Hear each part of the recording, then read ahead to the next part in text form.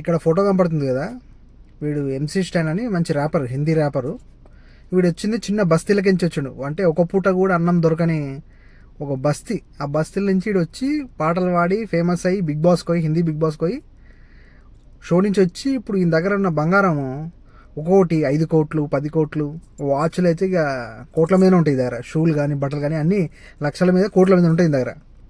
వీనితో తిరిగిన ఫ్రెండ్స్ కానీ ఫ్యామిలీలు కానీ వీనికి సపోర్ట్ చేసిన వాళ్ళంతా అందరినీ మడమ పెట్టి తిరుగుతున్నాడు. వీడు రోజు తిరిగే కారు కానీ కోట్లలో ఉంటుంది వీడు తిరిగేది. వాళ్ళందరినీ మడవ వీడు పైకి వచ్చిండు. సరే వీడు ఈయన టాలెంట్ ఉంది, తెలివి ఉంది, పైకి వచ్చిండు. కానీ వీనికి సపోర్ట్ చేసిన ఫ్రెండ్స్ కానీ ఫ్యామిలీస్ కానీ వీళ్ళంతా ఏడురు ఇంకా అదే బస్తీలు ఉంటారు. వీడేమో ఏనో ఉండు. అందుకే ఒక హిందీలో ఒక డైలాగ్ ఉంది, ఏమని తెలుసా, నదియా భర్నా నాలే భర్నా కిసీకా గరీబ్కా గాడ్ నై భర్నా అని. బలిస్తే ఇట్లే ఉంటుంది కొడుకులకు.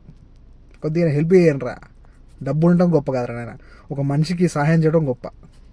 మనం నాశనం అయిపోయినా పర్వాలేదు, పక్కాడు బాగుపడకూడదు. అదేరా మన ఇండియన్ సైకాలజీ.